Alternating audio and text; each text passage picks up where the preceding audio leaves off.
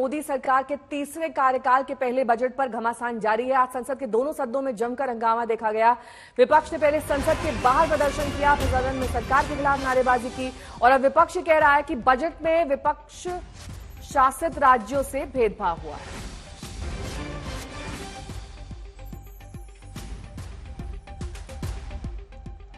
ये प्रदर्शन की तस्वीर हम आपको दिखा रहे हैं, जिसमें तमाम विपक्षी दलों के नेताओं ने पोस्टर बैनर के साथ प्रदर्शन किया और उनका कहना है कि विपक्षी पार्टियों द्वारा शासित राज्यों की अवहेलना की गई है। इस बजट में उनका ध्यान नहीं रखा गया है। सिर्फ बिहार और आंध्र प्रदेश के लिए पैकेज जारी किया गया क्योंकि सरकार बचानी है। ये तमाम आरोप लगाते हुए विपक्षी सांसद संसद के बाहर धरना प्रदर्शन करते हुए पोस्टर बैनर उनके हाथ में है, गैर बीजेपी शासित राज्यों के साथ भेदभाव का आरोप लगाया। अखिलेश यादव ने यहां तक कह दिया कि यूपी में उन्हें झटका दिया है, इसलिए यूपी को कुछ नहीं दिया गया है, जबकि यूपी ने ही देश को पीएम दिया है।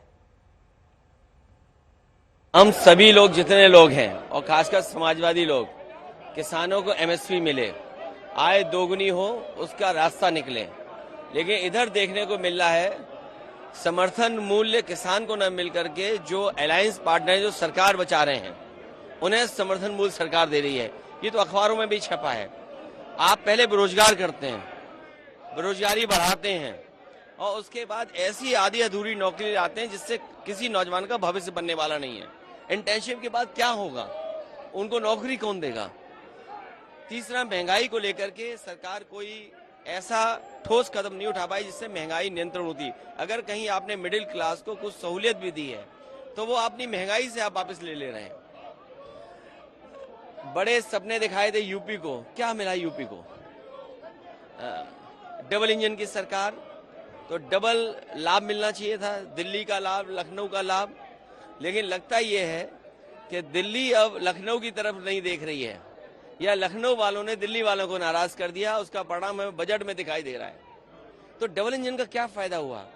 बिहार जा रहा है विकास, यूपी को क्यों छोड़ रहे हैं आप? बाढ़ अगर बिहार की रोकनी है तो नेपाल की बाढ़ रोके बिना और यूपी की बाढ़ रोके बिना आप बिहार की बाढ़ कैसे रोकेंगे? तो आपको पहले यूपी की बाढ़ रोकें, नेपाल की बाढ़ रोकें, तो बिहार की बाढ़ अपने आप रुक जाएगी। उधर मल्लिकार्जुन खड़गे ने बजट में कर्नाटक से भेदभाव का सवाल उठाया, सुनिए। इस ढंग से बजट पेश अगर हो गया, मैं समझता हूँ कर्नाटक से आए हैं। नहीं, कर्नाटक से आए हैं सर। हमारी तो अपेक्षा ऐसी थी सबसे ज्यादा मुझे ही मिलेगा, लेकिन इतना हमको तो कुछ नहीं मिला।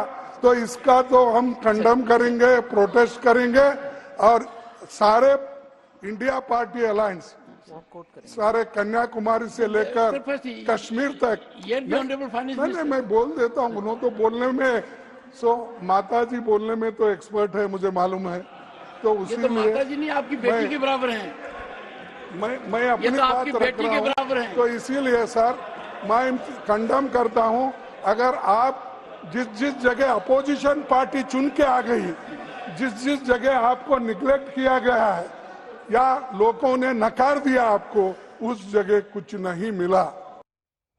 वहीं संसदीय कार्य मंत्री किरेन रिजिजू ने विपक्ष के आरोपों को खारिज किया और बजट को समावेशी बताया।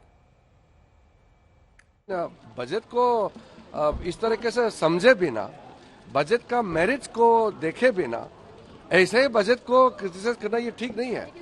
एक पॉइंट पे जाना चाहिए। कोई राज्य को अगर बिहार को कुछ अच्छा काम मिल रहा है, बजट में कुछ फायदा मिल रहा है, तो इसमें ऑपोजिशन को इसमें तकलीफ क्या है? अगर आंध्र प्रदेश का बाइफरकेशन के समय में सही नहीं किया कांग्रेस ने, आज आंध्र प्रदेश को कुछ मदद मिल रहा है, तो ऑपोजिशन पार्टी को क्या इसमें तकलीफ होना चाहिए? हर राज्य के लिए बजट में सब कुछ प्रावधान है, लेकिन वित्त मंत्री ने आज तक आप देखा होगा इतिहास में, क्या हर राज्य को गिन के बताता है क्या? वो पूरा देश का बजट होता है, सामूहिक रूप से सबके लिए पेश किया जाता है। उसमें हर राज्य को अलग अलग से गिनती करके हर चीज नहीं बताया जाता है। एक दो इम्पोर्टेंट प्रोजेक्ट का जरूर जिक्र होता है। तो सरकार भले ये कह रही हो कि बजट समावेशी है, लेकिन विपक्ष इसे कुर्सी बचाने वाला बजट बता रही है और अपना हक मांग रही है। महाराष्ट्र में पिछले 10 साल से, जैसे मैंने कल कहा था, प्रधानमंत्री सरकार बचाओ योजना कल घोषित की है, यूनियन बजट नहीं था वो, वैसे ही प्रधानमंत्री महाराष्ट्र विरोधी योजना कल बजट में दिखाई दी।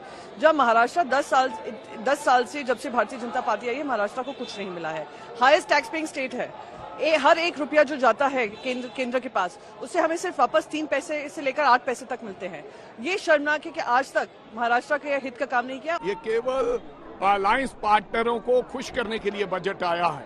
आंध्र प्रदेश और बिहार के लिए पूरा देश का बजट रखा गया है क्योंकि वो नाराज ना हो जाएं, और पंजाब को पूरे तरीके से इग्नोर किया गया है। हालांकि फ्लड रिलीफ के लिए, असिस्टेंस के लिए भी पंजाब नहीं रखा गया।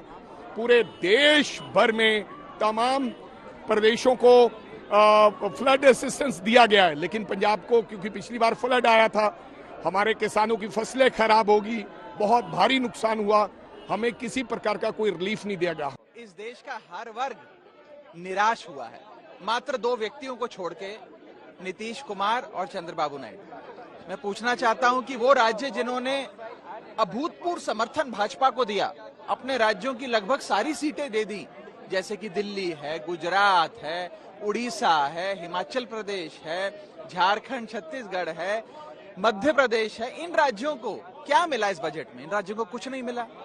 और जिन राज्यों ने भाजपा को इतना समर्थन नहीं दिया, या जिन राज्यों के समर्थन से सरकार मुश्किल से चल पा रही है, जैसे कि बिहार और आंध्र, उनको सब कुछ लुटा दिया गया। मांग है कि ये बजट जिस प्रकार से रखा है, ये अपने सरकार को बचाने का बजट है। हमें आंध्र या बिहार को मिले उससे कोई आपत्ति नहीं है, लेकिन इन्होंने जिस तरीके से पूरे देश में और विशेष करके पश्चिम बंगाल के साथ 2021 में इन्होंने मात खाई, मुंह की खाई, धूल चटा दिया ममता बंदोपाध्याय ने इनको।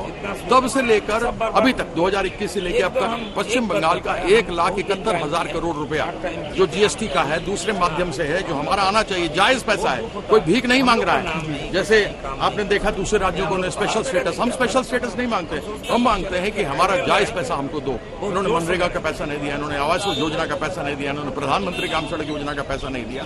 तो जो बजट इन्होंने किया है, मरता क्या ना करता, डूबते को तिनका सहारा नहीं, डूबते को 2AB का सहारा। 1A हो गया आंध्र, 2B हो गया बिहार। मांग है कि ये बजट, तो बजट में बिहार को बम्पर हिस्सा मिला तो बीजेपी जेडीयू गदगद हो गई। वहीं आरजेडी अभी भी आरोप लगा रही कि बिहार को कुछ नहीं मिला है। बात हो रहा था विशेष राज्य का दर्जा पहले से खत्म हो गया है।